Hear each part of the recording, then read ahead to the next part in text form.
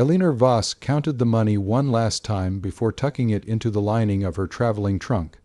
Beneath the false bottom she had installed herself with a hammer and 3 copper nails in the back room of her father's accountancy firm in Boston.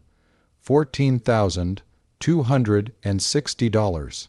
She had been saving since she was 19 years old, skimming carefully from her own wages, investing quietly through a broker who owed her father a favor and had eventually come to owe her one. 2. Living in a single rented room above a bakery on Tremont Street and eating bread that cost her almost nothing because the baker's wife liked her company in the mornings. Elinor was 31 years old. She was not beautiful in the way that stopped men on sidewalks, but she had dark eyes that seemed to measure everything they landed on, and her hands were steady, and she could add a column of 40 numbers in her head before most people had found their pencil.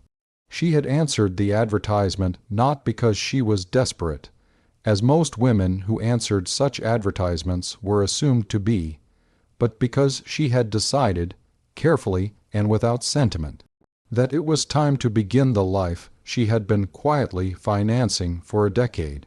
The advertisement had read simply, "Rancher in Wyoming Territory seeks capable woman for partnership in honest labor and modest home. No pretense made of romance. Correspondence welcomed." The name signed at the bottom was Callum Hart.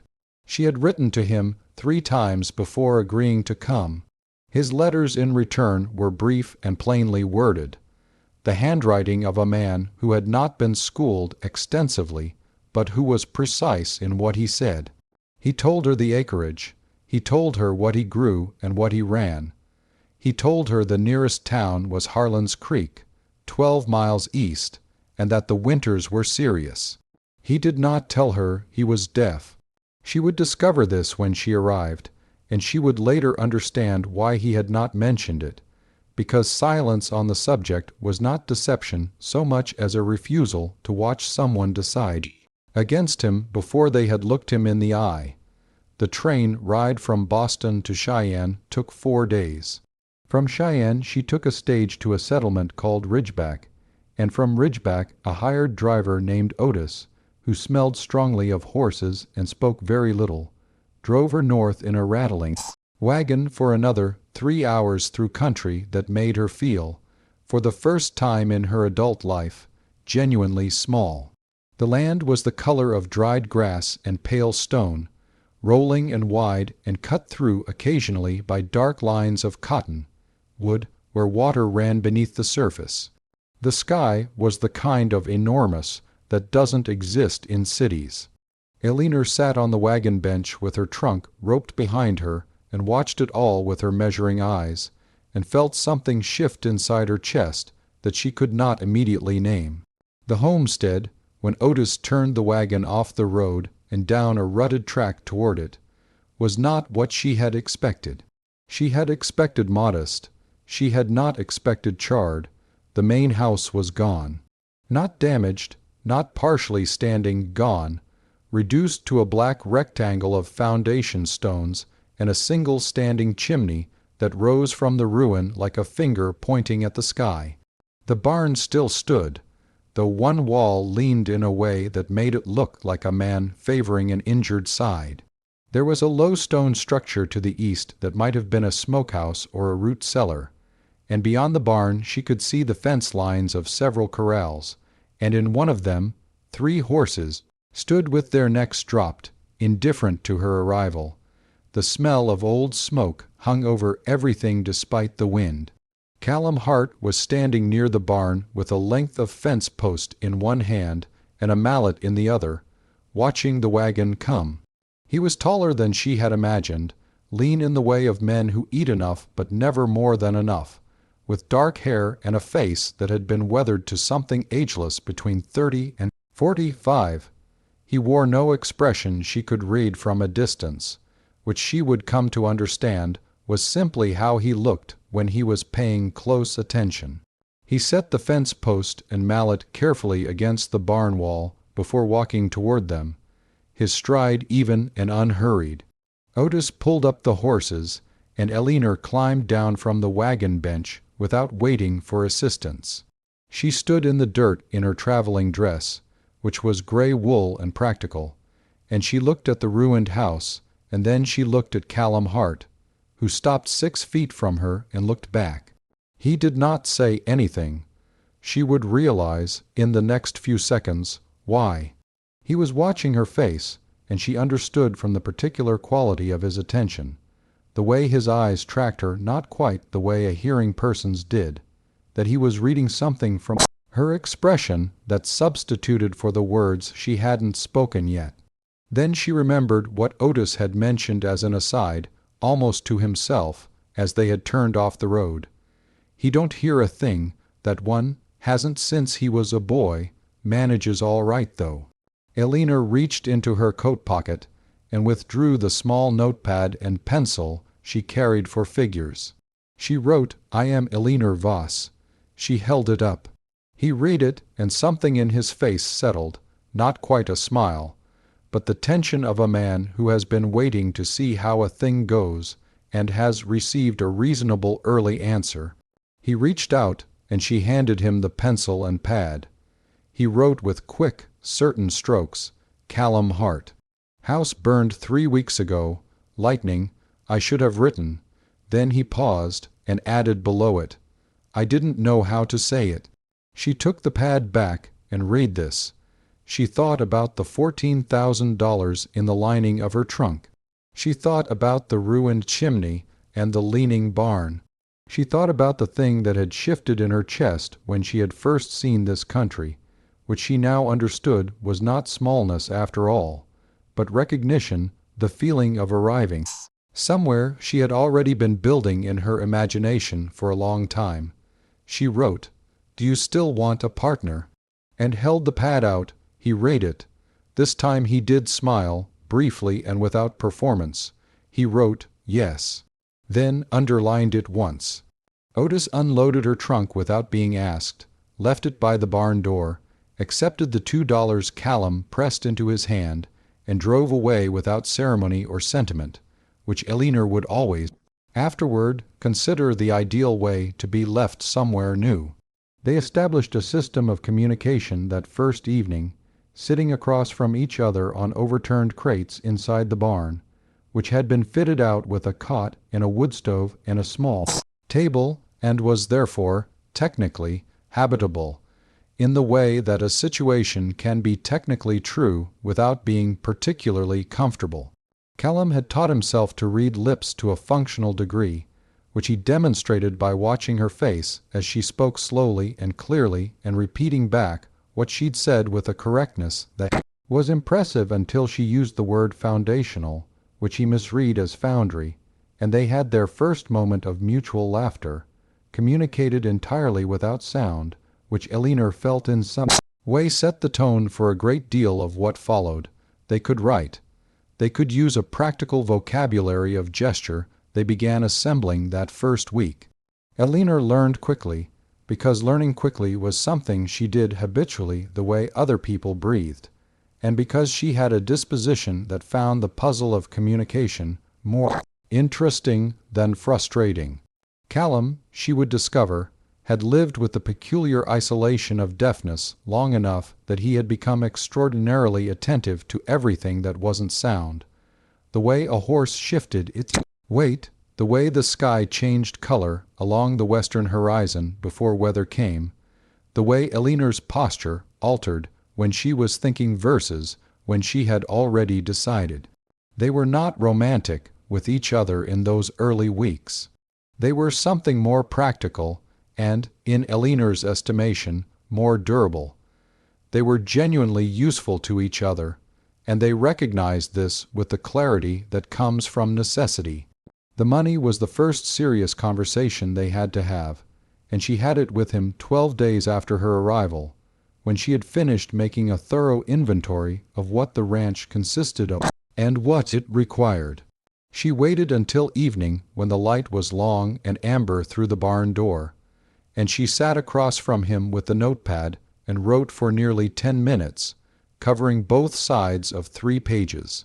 She had itemized everything, what the land was worth, what rebuilding would cost, what materials were required and in what order, what livestock they currently held, which was the 3 horses and 11 cattle she had found, plus 4 more cattle Callum told her were ranging in the north pasture, and a pair of hogs in a pen behind the smokehouse that she had not initially noticed because they were quiet hogs. What they could earn from a functioning operation within 18 months if they made specific, careful decisions. And at the end, on the last page, the number she had written and underlined twice, $14 to $160. She slid the pages across to him and watched him read. He took his time. He turned the pages slowly, and his expression moved through several things she observed carefully. Attention, calculation, something that might have been surprise, and then a long, still moment. When he reached the final page and sat with it, he looked up at her. She met his eyes steadily. He picked up the pencil and wrote, "This is yours." "Not the ranch's, not mine," she wrote back. "I know, I want to use it, as a partner, equal shares."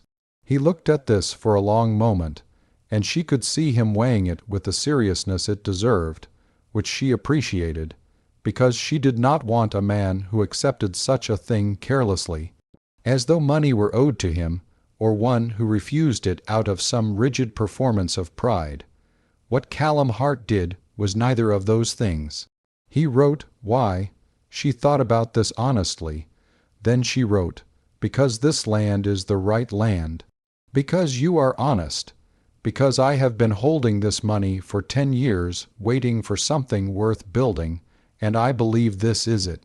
Then she stopped, looked at what she'd written, and added one more line. "I don't make decisions like this without reason. Ask me anything." He read it all. Then he wrote, with what she had come to recognize as his characteristic economy, "All right. Equal shares," and he held out his hand across the overturned crate. She shook it.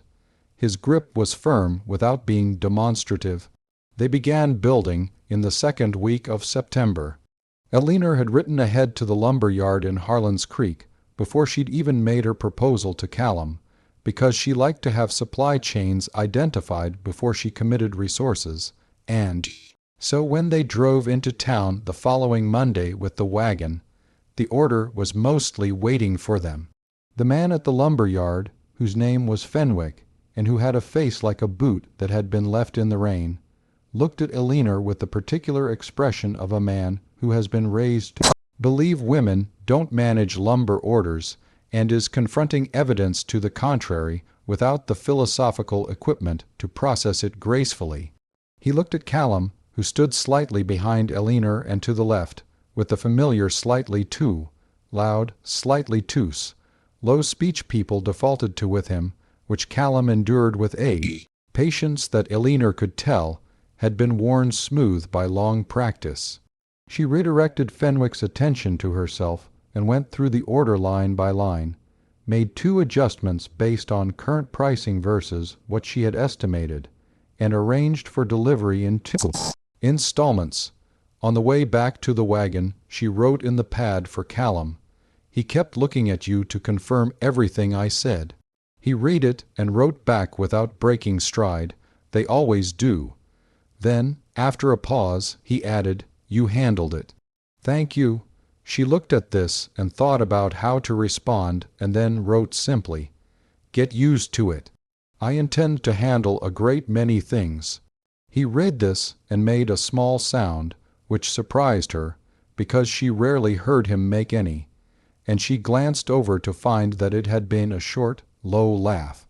She filed this away as the first time she had made him laugh with words rather than with the helpless mutual absurdity of miscommunication, and she found she liked it considerably. The foundation stones of the old house were sound. This saved them both time and money, which Elinor viewed as the most useful gift the disaster of the fire had managed to produce. They worked from the stones up, and they did most of the work themselves, because labor in the territory was expensive and unreliable, and Elinor had done enough arithmetic to know that every dollar of labor they could replace with their own effort was $1 that went instead into materials, which lasted. Callum was extraordinary with his hands. She had suspected this from the fence work she had watched him do in the first days, but she understood it fully once they were building. He worked with an efficiency and quiet confidence that came from a man who had learned not to do things, because there was rarely someone nearby who would notice a problem and mention it before it became a catastrophe. He checked his work twice. He solved structural problems with a kind of geometric imagination that Elinor recognized from her own relationship with numbers, the ability to hold a complex arrangement in the mind and rotate it until the solution was visible. She mixed mortar and hauled stone and held beams in place, and handed tools without being asked, because she had been watching his working patterns long enough to anticipate what came next. He noticed this. He didn't say anything about it, but she could tell by the way his rhythm never broke when she was nearby, the way a person moves differently when they feel they are working alongside someone who understands the language of what they're doing. The walls went up through October. The roof was the hardest part, and they enlisted 2 men from Harlan's Creek for 4 days to get the framing up safely, men who worked with their mouths shut and their hands busy, and at the end of each day accepted their pay and drove home, which was all Elinor asked of anyone. By the first week of November they had a roof and walls and windows and a door. The chimney was the original one that had survived the fire, and Callum had mortared and checked it through in September. So when Elinor lit the first fire in the stone hearth on a Tuesday evening, in November, with the first real snow of the season falling outside and the smell of new pine everywhere inside the house, it drew cleanly and produced a column of white smoke that she could see rising past the window into the gray sky, and she stood with her hand on the mantelpiece and felt something she recognized after a moment as satisfaction, the specific, compound satisfaction of thing done correctly. Callum came in from the barn, stomping snow from his boots, and saw her standing at the fireplace. He looked at the fire, then at her.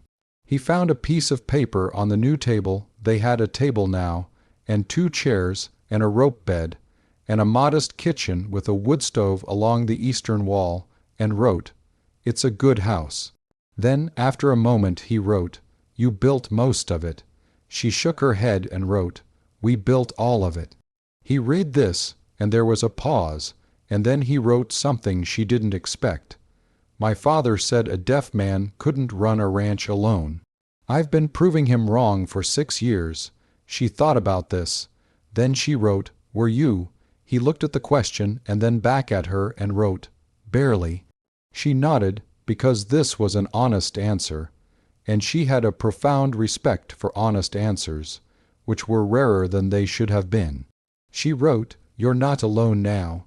He read it and did not write anything back, which she was learning to recognize as the response he gave when something had been said that he felt sufficiently, that further words would only dilute.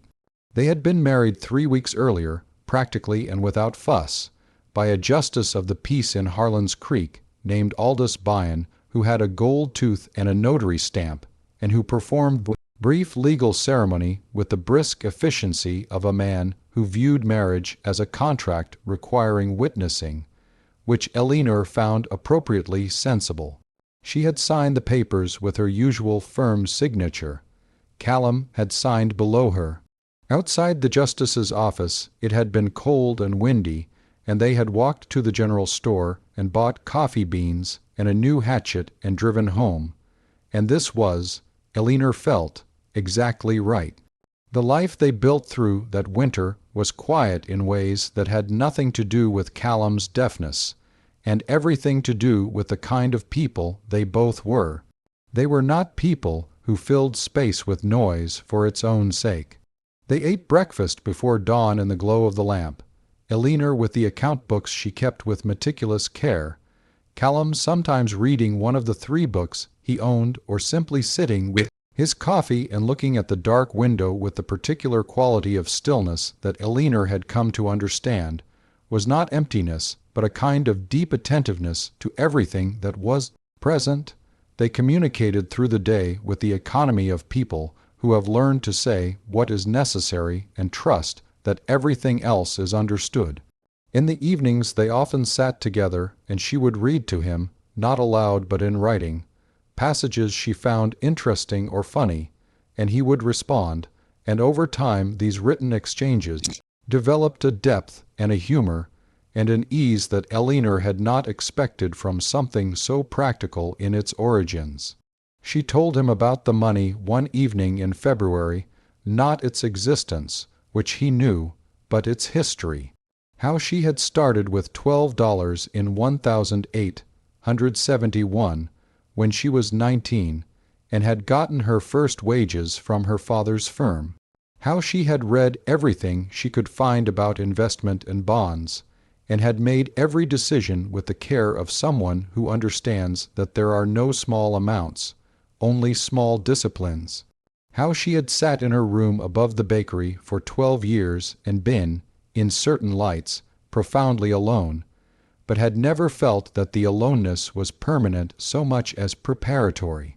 He read all of this slowly and carefully, as he read everything. Then he wrote, "You planned this life before you knew where it was." She thought about this. "Yes," she wrote, "I knew the shape of it. I didn't know the place or the person." He wrote, "What did you think the person would be like?" This was not a question she had expected, and she considered it with genuine care before answering. She wrote, honest, capable, someone who builds things and means them to last, someone who doesn't talk more than necessary. She looked at this and then added, "I didn't anticipate you specifically, but you are not far off." She could see the corner of his mouth when she handed him the pad. Spring came with a violence and generosity that still surprised her, because Eastern seasons arrived more politely. The grass came up everywhere at once, green so vivid it seemed slightly improbable, and the cottonwoods along the creek line broke into leaf, and the sky turned a blue that had no equivalent in Massachusetts. They ran 17 cattle now, having bought 6 more with the calculated precision Elinor brought to every purchase, and the horses were in good condition, and the barn wall had been reshingled and no longer leaned. She had planted a kitchen garden along the south side of the house, fencing it against the hogs and the single most criminally determined rabbit she had ever encountered, and the seeds she had brought from Cheyenne in a tin box in her coat pocket were coming up in organized rows that gave her a private and disproportionate pleasure. Callum watched her in the garden sometimes from the fence, not obtrusively, in the way of a man who is registering something without being able to account for why it matters to him. She had noticed this, and filed it without comment in the place. She filed most things that required patience rather than action. There was a problem in April with a neighboring rancher named Geddes Foro, who was large and ill-tempered, and who had been grazing his cattle on the south corner of the Heartland since the fire, apparently operating on the assumption that Callum, alone and recently burned out, was not in a position to object. Foro arrived on a Thursday morning with 3 of his cowhands and an expression suggesting he expected his presence to constitute an argument. Elinor met them at the fence. She was calm in the way she was always calm, which was not the calmness of someone who felt no emotion, but of someone who had learned that emotion deployed without strategy was merely noise. She had brought the survey documents from the tin box in the house where she kept all important papers, organized by subject and date, and she had them in her hand. She explained to Foro, clearly and without hostility, exactly where the legal boundary ran, with reference to the survey markers she had physically located and photographed in her mind during her first month on the land. She told him what the current grazing situation was costing her in terms of winter forage that she would need to purchase and what her legal remedies were, and what she would prefer not to do if this could be resolved simply and directly between reasonable people. Foro stared at her for a moment with an expression that rotated slowly through several responses, none of which he completed, because each one seemed, upon the point of articulation, to have a problem he hadn't foreseen. He was accustomed to a particular kind of opposition, which was the kind that got loud and personal, and Elinor's variety confused him. At one point he looked at Callum, who was standing 3 feet behind Elinor with his arms crossed, and his face in its flat, attentive expression. Foro said something specifically directed at Callum that Elinor did not repeat afterward, something contemptuous about what kind of man let a woman speak for him. Callum couldn't hear it. He watched Foro's face with his usual attention, and then glanced at Elinor for information. She turned slightly and made a small gesture, a tiny dismissive movement of her hand that said, "Not worth your attention." Callum looked back at Foro with the same untroubled expression, and something about the completeness of his equanimity seemed to unsettle Foro more than any response would have. The cattle were moved off the south corner within a week. Foro did not trouble them again. Summer was the hardest work and the best of it. The long days in the high sunlight with the land doing what land does when it is properly attended to, which is to say it gave back with a generosity that felt like an argument for effort. Elinor ran the accounts with the precision she brought to everything, and the numbers by August told a story that was measurably better than the story they would have told a year prior. Not prosperous, because 1 year of good work after a disaster is not prosperity, but stable and trending in the right direction, which is the financial condition Elinor had always considered most trustworthy. She was also, by August, 4 months pregnant, which she had determined in May, and told Callum in the plain-spoken, practical way she told him everything, writing the information clearly on the pad. After supper one evening, watching his face while he read it, he had been still for a long moment. Then he had looked up and she had held his eyes, making no attempt to interpret his expression because she trusted that he would tell her what he was thinking, and this trust was based on 11 months of evidence. He had written, "I didn't think this was possible for me. I was told once it might not be." He paused, and she could see him deciding whether to continue, and then he did. "I thought I was too much to take on. That a child would make it more so." She had read this and written back, "You are not too much. The child will learn what we teach them. They will learn this is normal. It is normal." He had read this several times. Then he had written, in letters slightly larger than his usual precise hand, "I'm glad you answered the advertisement." She had written back, "So am I." She had never written anything more truthful in her life. The baby was born in January, delivered by a practical and competent midwife named Mrs. Sorrel Bright, who drove 11 miles in freezing weather and stayed 2 days and charged a fair price, and spoke to Callum the same way she spoke to Elinor, directly and without accommodation, which was the only kind of person Elinor fully trusted. They named the baby Clara because Elinor had always liked the cleanness of the name, and Callum had written that it reminded him of clear water, which Elinor found beautiful enough to agree on. Clara entered the world with dark eyes and a set of lungs that worked perfectly well, and in the silent house that had been built by 2 people who didn't require noise to communicate, she was the first real source of it, and it turned out to be welcome. She was a particular delight to Callum for reasons that went beyond the obvious ones. He had lived in a world without sound for so long that he had developed an extraordinary attention to everything else: movement, expression, the quality of light, physical sensation, and Clara, who communicated entirely in these terms in her first weeks and months, was essentially speaking his first language. He could settle her in ways that mystified Elinor, with a quality of steady attention that Clara seemed to receive directly, and Elinor watched this sometimes from across the room with expression she couldn't have described and didn't try to. By the spring of Clara's first year, the ranch was genuinely solvent, which Elinor confirmed with the account books on a rainy April evening and reported to Callum by writing the word at the top of a fresh page and underlining it. He read it and wrote below it, "You did this." She wrote, "We did this." Below that he wrote, "You know, I mean you specifically." She thought about this for a moment and then wrote, "I know. But it wouldn't have been worth doing alone."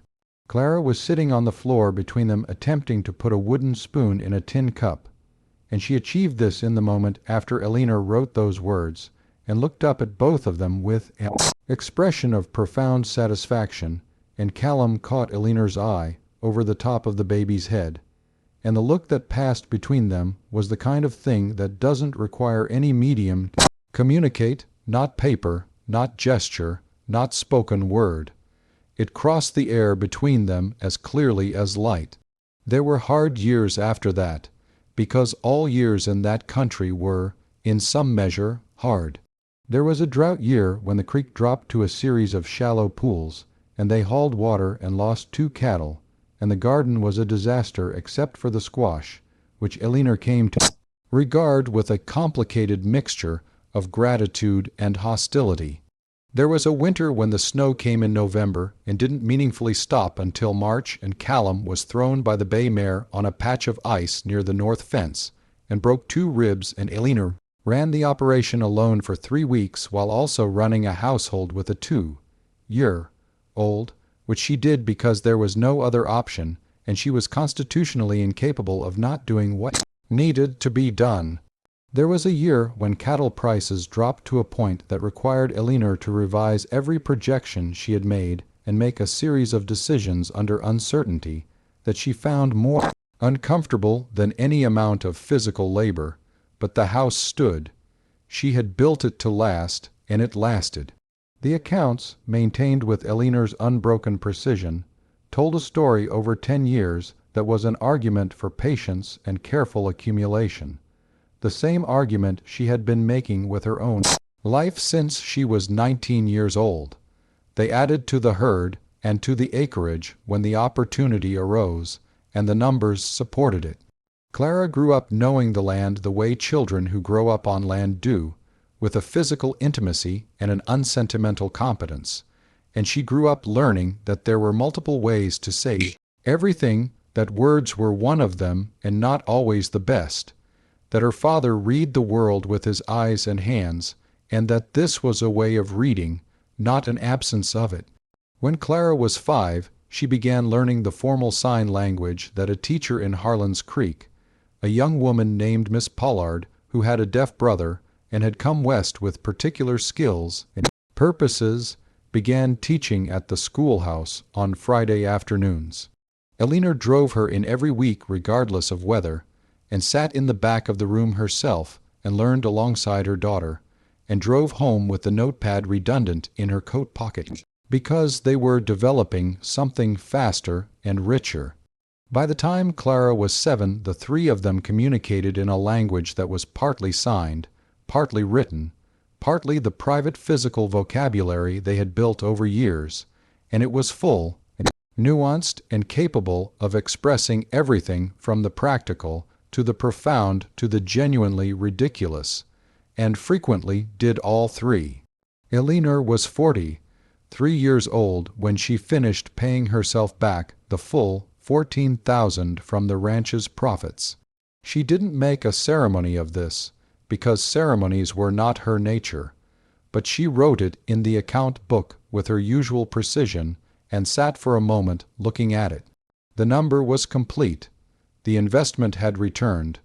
Callum found her at the kitchen table an hour later when he came in for dinner, still sitting with the book. He looked at her face and then at the book. He didn't need to read it to know something had concluded. He sat down across from her and waited. She pushed the book across the table and pointed to the line. He read the number and the notation she had made beside it, which said simply, "Fully returned, 10 years, 4 months." He looked up. He reached across the table and took her hand, the same steady grip she had first felt across an overturned crate in a barn that was now a memory, in a year that was now one chapter of an accumulation she could not have precisely predicted, but had, in some essential way, planned for her whole life. The shape of it, she had told him once. I knew the shape of it before I knew the place or the person. Outside the window the land ran west under the late afternoon sky, the grass pale gold in the September light, the cottonwoods dark along the creek, the cattle visible as small dark shapes in middle distance doing what cattle do, which is stand in fields and convert geography into something edible and manageable and worthwhile. The house around them was 10 years old and solidly built and smelled of wood smoke and coffee, and the particular smell of a house that is thoroughly lived in, which is the smell of all the small accumulations of daily life that eventually become, in aggregate, the thing people mean when they say the word home. Clara's voice came from somewhere outside, calling something to the dogs. Elena heard it and felt it simultaneously, the sound of her own daughter's voice in the land she had chosen with her careful eyes and her steady hands and her tin box of seeds and her false bottom trunk, and she thought about the woman who had sat in a room above a bakery in Boston